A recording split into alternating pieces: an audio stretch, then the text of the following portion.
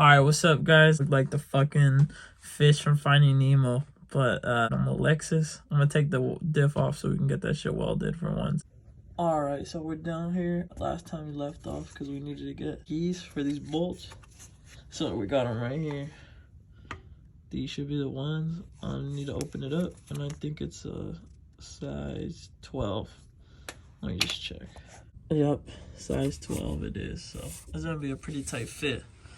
Trying to get this in here, so we're probably gonna have to put the ratchet up through here and then stick this shit in right here. So let's see how we get that shit done.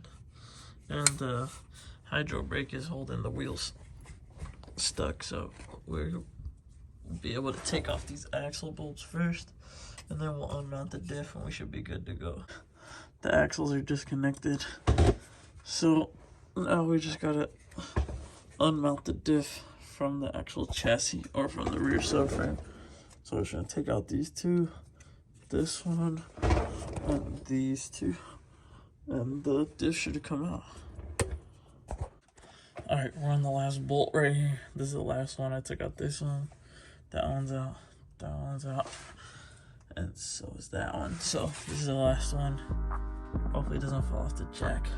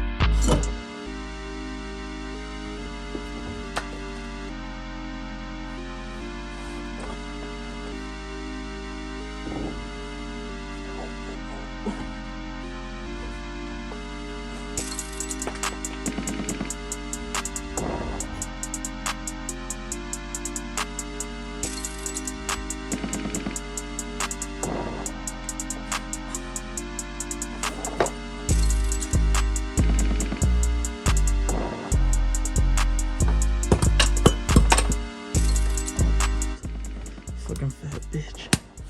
Holy shit, this thing is huge, dude. This thing is fucking ginormous.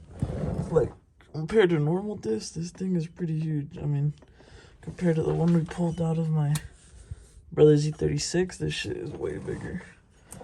But, look at that.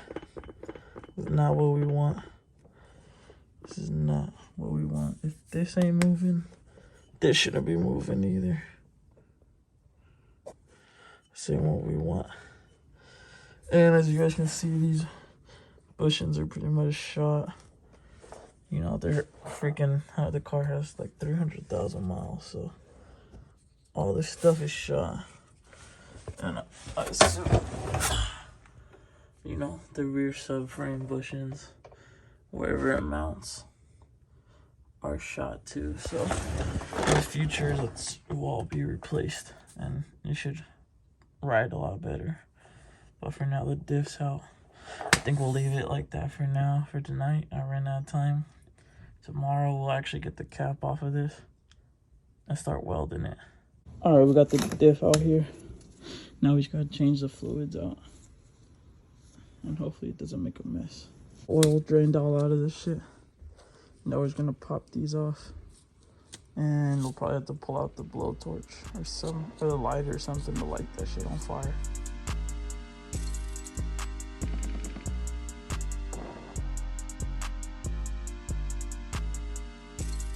Alright, we got the diff plate off.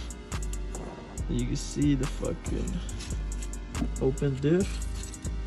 And it's still, all the oil's out, but it's still, you know, greasy in here, and this is not gonna work for trying to weld it. So the sketchy way to get this shit done is to light a napkin on fire, drop it in there, and let it all burn out. And then it'll just be clean.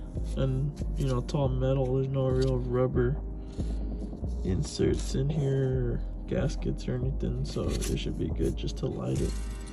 And then we'll just make a little plate, a rectangle plate that'll fit in there, and weld all four of these together, and then we'll spin it around. Let's see if we can spin it around. There we go. There we go. And then we'll do the other side. So 2 plates.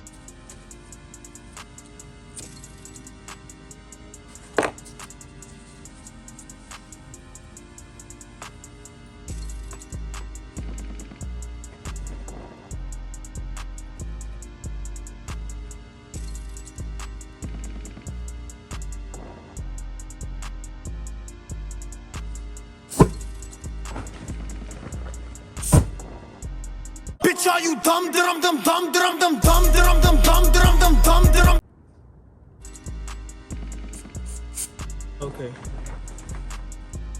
That's the trick, I forgot. You gotta spray it all with brake cleaner first.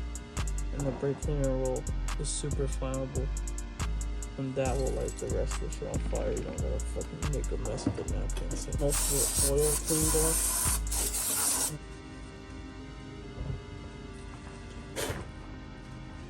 Just gotta clean it up, all this.